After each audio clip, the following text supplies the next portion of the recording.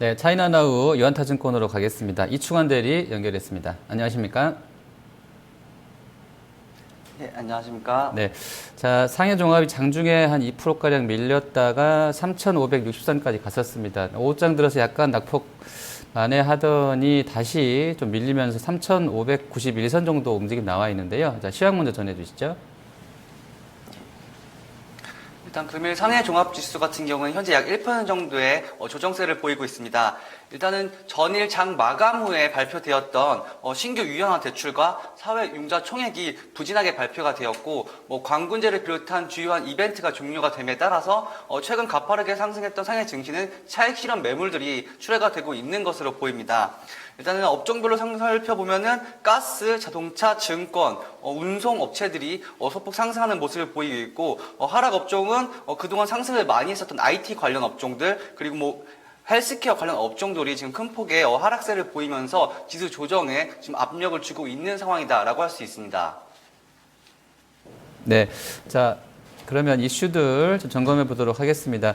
먼저 신규 위안화 대출 관련해서 예상치보다 좀 안 좋았던 부분들도 있었었고요. 전체 그러니까 사회융자 총액도 좀 예상치보다는 좀 감소한 것으로 나와 있는데 이 부분 먼저 좀 전해주시죠.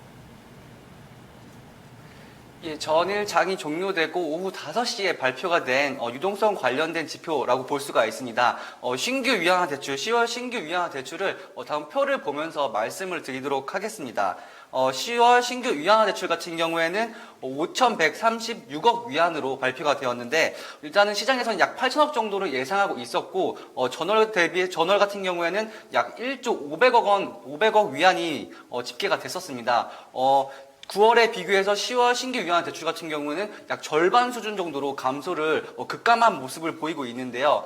일단은 계절적으로 연말에 결산을 앞두고 은행권들이 대출 같은 것을 조금 회피하는 그런 성향이 있긴 하지만은 이러한 여러 가지 계절적인 요소를 감안을 했었어도 시장 컨센서스는 약 8천억 위안 정도였습니다. 일단 시장 예상치도 크게 하회를 했고 전월과 비교해서도 매우 50% 정도 급감한 모습을 보였고, 또 이어서 발표된 중국의 사회융자 총액 같은 경우에도 큰 폭으로 감소를 했습니다. 중국의 사회융자 총액이라고 하면은 중국 내 유동성의 공급의 총량을 좀 확인해 볼 수 있는 주요 지표다라고 할 수가 있는데, 일단 10월 사회융자 총액 같은 경우에는 약 4,700억 위안 정도를 기록을 했습니다. 9월인 전월에는 약 1조 3천억 위안 정도를 기록을 했었기 때문에 신규 위안화 대출과 마찬가지로 절반 이상에 넘는 수준으로 지금 사회융자 총액이 감소가 됐다라고 볼 수가 있습니다.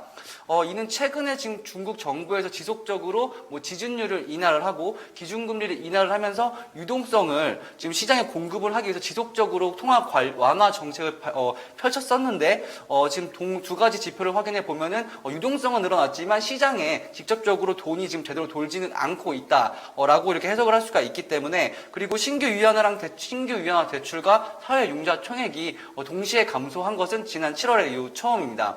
이렇듯 이렇게 지표가 부진하게 나옴에 따라서 최근 상승에 따른 어떤 차익 실현 매물과 그리고 경기 부진에 대한 우려감이 증폭이 되면서 오늘 상해종합 증시 같은 경우는 1%가 넘는 하락을 보이고 있다라고 할 수 있습니다. 네. 자, 두 번째는 공신부에서 이달부터 히토류 산업 관련한 불법 행위에 조사에 들어갔다 이렇게 나와 있는데요. 자, 이 부분은 어떤 내용들이 들어 있습니까? 일단은 중국 같은 경우에는 세계에서 히토 관련 자원이 가장 풍부한 국가다라고 할 수 있습니다. 다음 화면을 보면서 한번 국가별 히토류 생산량 비중을 확인을 해보겠는데, 일단은 중국의 히토류 관련된 자원들은 글로벌 매장량의 약 42%를 차지를 하고 있고, 히토 상품 생산량은 전 세계에서 약 86%를 차지를 하면서 거의 대부분의 히토류 관련 제품들을 지금 생산을 하는 과정에 있다라고 볼 수가 있습니다. 중국에서는 이런 대부분의 히토 상품들을 수출을 하고 있습니다. 근데 최근에는 히토류의 어떤 불법 가공 행위에 따라서 과잉 공급이 지속이 되고, 이에 따라서 히토류 가격이 급락하는 모습을 보이고 있는데, 다음 차트를 한번 보면서 말씀을 드리겠습니다.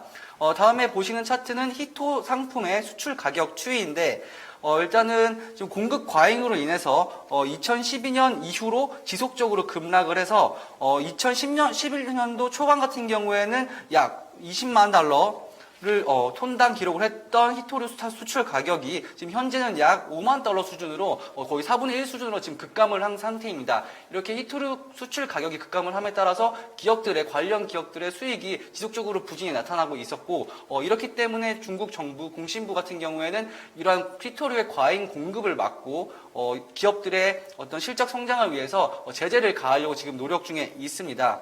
일단은 공신부에서 말하기를 11월부터 불법 행위에 대한 조사를 진행하겠다고 각 관련 당국하고 기업들에 통보한 상태고, 과거의 사례를 살펴보면은 2013년과 2014년에 정부가 동일하게 히토류 불법 행위 그리고 과잉 공급을 막기 위한 제재를 가했을 때 이 관련된 이슈가 히토류 관련된 기업들에게 호재로 작용해서 주가가 급등을 했던 그런 사례가 있습니다. 이렇게 규제를 진행함에 따라서 히토류 가격 역시도 소폭 실제적으로 반등했고, 그에 따라서 실적 역시 증가를 하는 이러한 순서를 보였었기 때문에 지금 11월부터 진행되는 이런 히토 산업 불법 행위 조사에 따라서 관련된 기업들이 지금 수혜를 받을 것으로 예상이 되고, 후광통 관련된 기업에서는 북방 히토나 하문 텅스텐 같은 종목들을 한번 유심히 지켜볼 필요가 있는 시점이다라고 할 수 있습니다. 네, 자, 투자 유망주 보겠습니다. 오늘 가져오신 종목은 어떤 종목입니까?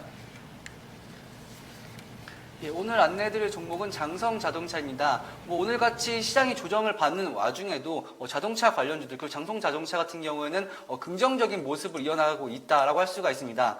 일단 중국 최대 규모의 민영 자동차 제조업체고, 가장 특징적인 부분은 중국에서 12년 연속 국산 SUV 1위를 차지하고 있는 SUV의 강자다라고 할 수가 있습니다.